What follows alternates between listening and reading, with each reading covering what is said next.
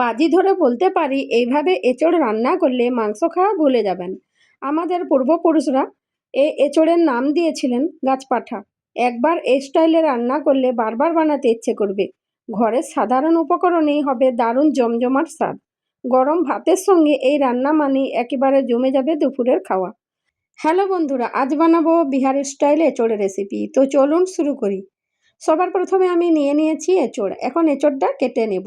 ছোট টিপস: এঁচোড় কাটার আগে হাতে ভালো করে তেল লাগিয়ে নিতে হবে, আর চাকু বা বটি যেটা দিয়ে কাটবেন সেটাতেও ভালোভাবে তেল লাগিয়ে নিতে হবে। এভাবে করলে হাতে আর ছুরিতে আঠা লাগবে না।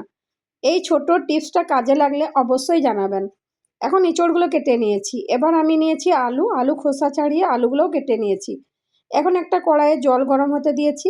দিয়ে দেবো হাফ চামচ নুন আর হাফ চামচ হলুদ গুঁড়ো। ভালো করে মিক্স করে নেব। কেটে রাখা এঁচোড়গুলো ভালোভাবে ধুয়ে পরিষ্কার করে নিয়েছি। এবার এর মধ্যে দিয়ে দেবো এঁচোড়গুলো। এতে এঁচোড়ের কাঁচা গন্ধ অনেকটাই চলে যাবে। রান্নার স্বাদও অনেক বেশি ভালো হবে। এখন ঢাকনা দিয়ে সেদ্ধ করে নেব। মাঝে একবার নেড়ে দেবো যাতে নিচে ধরে না যায়।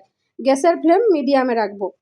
60% মতো এঁচোড় সেদ্ধ করে নিয়েছি। এখন জল ঝরিয়ে এঁচোড়গুলো তুলে নেব। এতে পরে ভাজতে অনেক সুবিধা হবে, আর মশলাও খুব সুন্দরভাবে ঢুকে যাবে এঁচোড়ের ভিতর। এখন কড়াইটা পরিষ্কার করে নেব। দিয়ে দেব সর্ষের তেল। আপনারা অবশ্যই সর্ষের তেলে বানাবেন, তাহলে টেস্ট হবে অসাধারণ। তেল গরম হলে দিয়ে দেবো কেটে ধুয়ে পরিষ্কার করে রাখা আলু। আলুগুলো আগে ভেজে নিলে খেতে খুবই ভালো লাগে, আর রান্নাতেও আলু ভেঙে যায় না। এখন দিয়ে দেবো সামান্য নুন আর হলুদ গুঁড়ো। হালকা আঁচে আলুগুলো ভেজে নেব, তাহলে ভেতর পর্যন্ত সুন্দরভাবে রান্না হবে।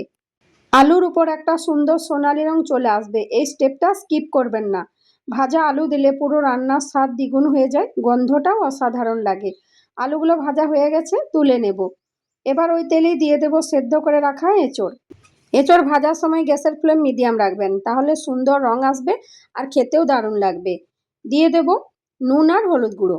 এখন ভালো করে মিক্স করে নেব। এঁচোড়গুলো একটু একটু করে সোনালি রং ধরতে শুরু করেছে। এই সময় রান্নাঘরে দারুণ গন্ধ বেরোয়। ভালো করে ভেজে নিলে মাংসের মতো একটা টেক্সচার আসে। এটাই এই রেসিপির আসল মজা। ধীরে ধীরে ভাজবেন, তাহলে বেশি ভালো হবে। একদম পারফেক্ট টেস্ট আসবে। এঁচোড়গুলো দেখতে এখন মাংসের মতো লাগছে। এঁচোড়গুলো যত ভালো করে ভাজবেন, রান্নার টেস্ট ততই জমে যাবে। এই ছোট স্টেপটাই পুরো রান্নার স্বাদ অনেক গুণ বাড়িয়ে দেয়। এখন এঁচোড়গুলো ভাজা হয়ে গেছে, তুলে নেব। কড়াইটা পরিষ্কার করে নিয়ে দিয়ে দেবো সর্ষের তেল। তেল ভালো করে গরম করে নেব। দিয়ে দেবো 3টে ছোট এলাচ, 3টে লবঙ্গ আর একটা দারচিনির টুকরো। এবার দিয়ে দেবো 2টো তেজপাতা ছিঁড়ে নিয়ে অ্যাড করেছি। ফোড়নটা একটু ভেজে নিলেই দারুণ গন্ধ বেরোবে। এই গন্ধটাই পুরো রান্নার স্বাদ আরও বাড়িয়ে দেয়। এখন দিয়ে দেবো কুচানো পেঁয়াজ। পেঁয়াজগুলো ধীরে ধীরে ভেজে নেব, তাহলে সুন্দর মিষ্টি একটা স্বাদ আসবে রান্নায়। ভালো করে ভাজা পেঁয়াজ এই রেসিপির খুব গুরুত্বপূর্ণ অংশ। গোল্ডেন কালার হওয়া পর্যন্ত ভেজে নেব। এখন পেঁয়াজ গোল্ডেন কালার হয়ে গেছে, অ্যাড করব নুন।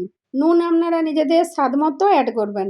অ্যাড করব হাফ চামচ হলুদ গুঁড়ো, হাফ চামচ জিরে গুঁড়ো, হাফ চামচ লাল লঙ্কা গুঁড়ো আর সামান্য কাশ্মীরি লঙ্কা গুঁড়ো। আমি কালারের জন্য দিয়েছি, আপনারা চাইলে স্কিপও করতে পারেন। এখন দিয়ে দেবো সামান্য জল। জল দেওয়ার পর মশলাটা খুব সুন্দরভাবে কষে যাবে। শুকনো মশলা দিলে একটু জল দিলে পুড়ে যায় না। এই সময় গ্যাসের ফ্লেম লো রাখবেন। ধীরে ধীরে কষালে স্বাদ অনেক বেশি ভালো আসে। মশলা থেকে তেল ছাড়তে শুরু করলেই বুঝবেন ঠিকভাবে কষা হয়েছে। এখন দেব 1 চামচ আদা বাটা আর 1 চামচ রসুন বাটা। আদা রসুন দেওয়ার পর খুব সুন্দর একটা গন্ধ বেরোবে।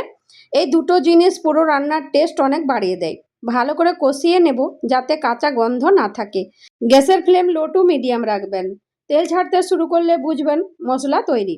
এবার দেব 2টো গোটা রসুন। গোটা রসুন দিলে খেতে দারুণ লাগে। বিহারি স্টাইল রান্নায় এই ফ্লেভারটা অসাধারণ লাগে। রসুনগুলো নরম হয়ে গেলে গ্রেভির স্বাদ আরও বেড়ে যায়। যারা রসুন ভালোবাসেন তারা একটু বেশি দিয়েও বানাতে পারেন। এখন সব কিছু ভালো করে মিক্স করে নেব। দেখুন কি সুন্দর রং এসেছে। এখন ভেজে রাখা এঁচোড় আর ভেজে রাখা আলুগুলো দিয়ে দেব। এবার মশলার সঙ্গে খুব ভালো করে মিক্স করে নেব, যাতে প্রতিটা এঁচোড়ের টুকরোতে মশলা ঢুকে যায়। এই সময় রান্নার গন্ধ একেবারে অসাধারণ লাগে। দেখতে একদম মাটন কারির মতো লাগছে। দিয়ে দেবো 4টে কাঁচা লঙ্কা। মিক্স করে নেব। কাঁচা লঙ্কা দিলে ঝাল আর গন্ধ দুটোই দারুণ আসে। লঙ্কা আপনারা নিজেদের পছন্দ মতো কম বেশি করতে পারেন। এখন সব কিছু ভালো করে মিশিয়ে নেব। এবার দিয়ে দেবো জল। ঢাকা দিয়ে দেবো সেদ্ধ করার জন্য। 10 থেকে 15 মিনিটের মতো লো ফ্লেমে রান্না করব। ফ্লেম লো রাখলে মশলা আলু আর এঁচোড়ের সঙ্গে খুব ভালো করে মিশে যাবে। এখন 2 থেকে 3টে আমি ছোট এলাচ নিয়েছি। এখন এলাচটা বেটে নেব। এখন এলাচটা অ্যাড করে দেব। আমাদের ঠাকুমা দিদিমারা মাটন রান্না করলে এভাবেই এলাচ বেটে দিতেন। এভাবে বেটে দিলে টেস্ট হবে অসাধারণ। আবারও ঢাকা দিয়ে দেব। 5 মিনিটের মতো রাখবো। আবার ঢাকা খুলে নেব। এতে এলাচের সুন্দর গন্ধ পুরো রান্নায় ছড়িয়ে যাবে। গ্রেভিটাও সুন্দর ঘন হয়ে আসবে। এই স্টেপটা দিলে একেবারে আলাদা স্বাদ পাবেন। দেখবেন সবাই আঙুল চেটে খাবে। এবার ঢাকা খুলে চেক করে নেব। এঁচোড় আর আলু সেদ্ধ হয়ে গেছে।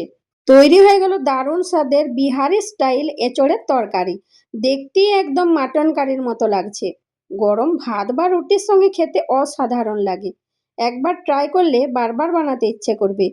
ভিডিও ভালো লাগলে লাইক, শেয়ার আর সাবস্ক্রাইব করতে ভুলবেন না। আবার দেখা হবে নতুন একটি রেসিপি নিয়ে।